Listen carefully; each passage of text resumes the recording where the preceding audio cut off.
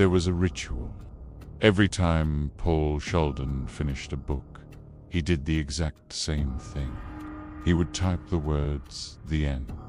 He would light a single cigarette, only one he allowed himself, and he would drink a glass of champagne. Paul was a bestseller, a literary giant, but he was trapped by his own success. The world loved him for one thing: Misery Chastain. The romance series about a Victorian beauty had made him rich, but Paul hated Misery. He hated the character. He felt she was holding him back from being a serious writer.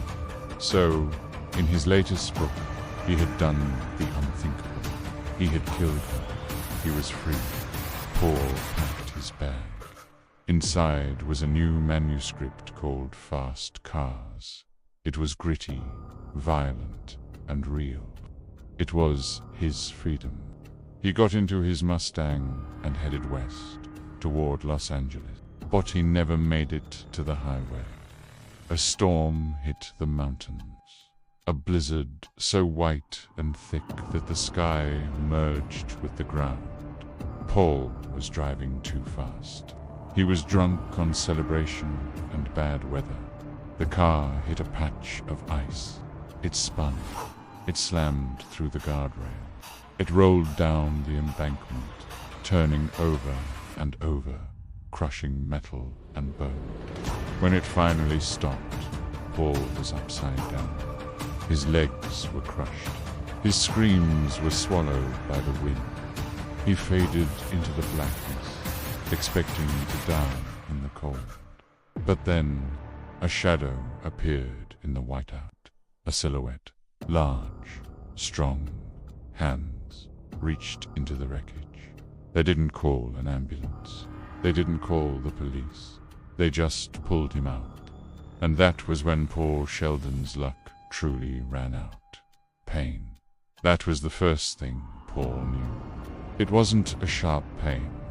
It was a heavy, throbbing ocean that tried to drown him. He opened his eyes. He wasn't in a hospital. There were no beeping machines. No doctors in white coats. He was in a small bedroom. The wallpaper was old. The smell was stale like lavender and dust. He tried to move his legs. He screamed. The pain that shot up his spine was so intense he almost passed out again. "Free," a voice said. A woman was sitting next to him. She was big, not fat, but solid, like a boulder. She was wearing a gray cardigan and looked like a librarian from a small town. "I'm your #1 fan," she said. This was Annie Wilkes. She told him she had found him in the snow. She had pulled him from the wreck. "Where am I?" Paul rasped. "Am I in the hospital?" "No," Annie smiled. It was a strange smile. It didn't reach her eyes. "You're in my house, in Sidewinder, Colorado. The roads are closed, Paul. The blizzard is still raging." She told him she was a nurse, a former nurse. "I know what I'm doing," she assured him. She fed him soup. She changed his bedpan. For the first few days, Paul was grateful. He thought she was an angel, a savior who had plucked him from the ice. But there were cracks in the angel's face. Sometimes she would stare at him for too long.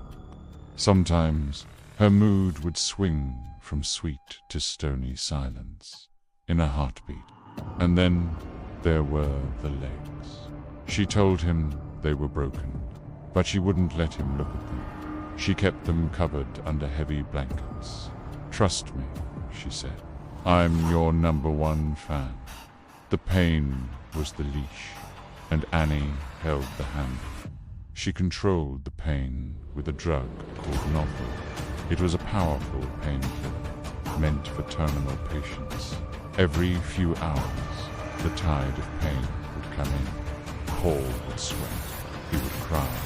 he would beg, and Annie would appear with 2 grey pills and a glass of water. "Here you go, Paul," she would say. He became an addict within a week. He needed her. He loved her when she brought the pills, and he hated her when she was late. But Paul's mind was still sharp. As the days passed, the fog began to lift. He started to notice things that didn't make sense. Annie said the phone lines were down. Okay, that happens in a storm. She said the roads to the hospital were blocked. But one morning, Paul looked out the window.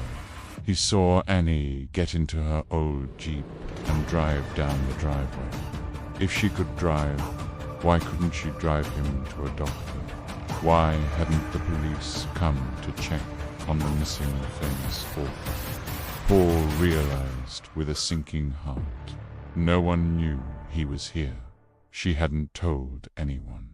He wasn't a patient being nursed back to health. He was a secret to pass the time and to keep her happy. Paul let her read the manuscript in his bag. Fast Cars. It was his pride and joy. His first serious book. Annie started reading it with excitement. But soon, the atmosphere in the room changed. The air got heavy. Annie stormed into the room. She wasn't smiling anymore. She was shaking. "It's filthy," she screamed. Paul flinched. "What? He's swearing. The profanity. It's disgusting, Paul. Why would you write this filth?" She threw her bowl of soup against the wall. Smash! "You're a dirty bird, Paul. A dirty bird." It was a childish insult, but the violence behind it was terrifying. For a moment, her eyes went completely black, like a shark's eyes. Then, just as quickly, the rage vanished. She looked at the soup on the wall and looked sad. "Oh, look what you made me do," she sighed. She cleaned it up, humming a tune. Paul lay in his bed, heart hammering against his ribs. He realized then that she wasn't just eccentric. She was insane. She had a split personality. One side was the nurse.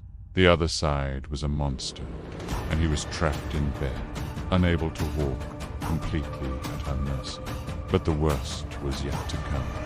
Paul knew something that Annie didn't. His new book, Misery's Child, was hitting bookstores today. It was the final book in the series. The book where Misery Chastain dies. Annie didn't know. She thought Misery was going to marry the hero and live happily ever after. Paul watched Annie put on her coat. She looked happy, excited. "I'm going to town, Paul," she beamed. "I'm going to buy the new book. I've been waiting 2 years for this." She grabbed her keys.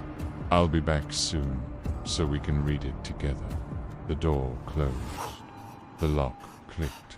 Paul Sheldon was left alone in the silence of the farmhouse. He looked at his shattered legs. He looked at the grey pills on the table.